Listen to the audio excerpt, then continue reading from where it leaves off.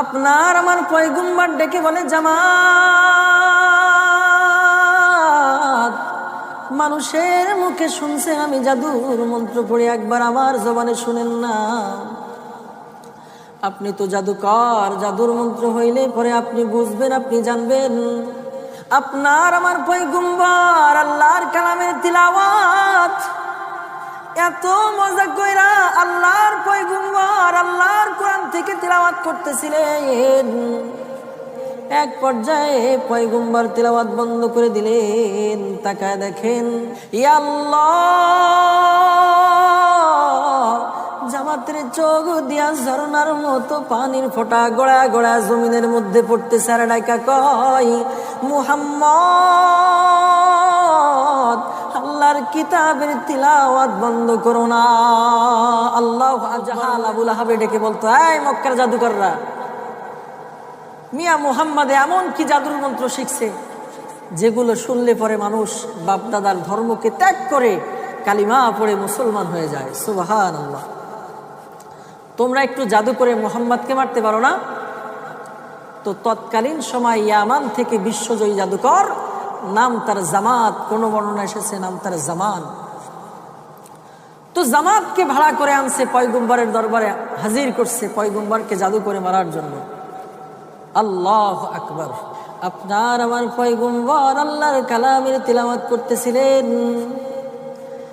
জামাত রে দেইকা পয়গম্বর কালামের তিলাওয়াত বন্ধ করে দিলেন। জামাত যে ডেকে বলে, আব্দুল্লাহর ছেলে মুহাম্মদ, তুমি নাকি এমন কি জাদুর মন্ত্র তিলাওয়াত কইরা মানুষদেরকে শোনায় শোনায়া বাপদাদার ধর্মের কথা ভুলায় ফেলাও। তুমি কেমন জাদুকর মুহাম্মদ, তুমি কেমন জাদুকর? আপনার আমার পয়গম্বর ডেকে বলে, জামাত,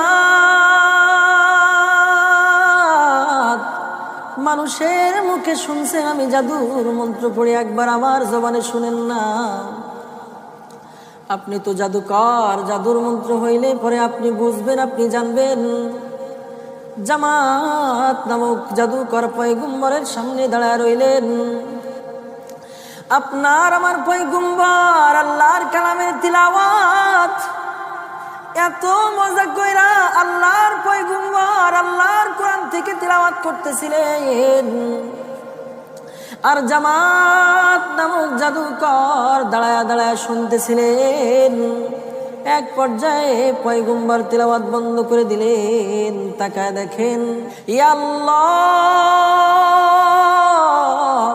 জামাতের চোখ দিয়া ঝরনার মতো পানির ফোঁটা গড়া গড়া জমিনের মধ্যে পড়তেছে। আর ডাইকা কয়, মুহাম্মদ, আল্লাহর কিতাবের তিলাওয়াত বন্ধ করো না। আল্লাহু আকবার বলেন। আরো তিলাওয়াত করো, আরো মজা কইরা আল্লাহর কোরআন থেকে তুমি তিলাওয়াত করো। আমি লম্বা সময় তোমার জবানে তিলাওয়াত শুনতে চাই। আমি সাক্ষ্য দিতেছি, যে বাণী শুনলে পরে, যার আওয়াজ শুনলে পরে মানুষের অন্তরের মধ্যে ইফেক্টেড হয়, এটা কোনো মানুষের কালাম হতে পারে না, এটা কোনো জাদুর মন্ত্র হতে পারে না। এটা নিঃসন্দেহে আসমানের মালিক আল্লাহ তাআলার কোরআন। মুহাম্মদ,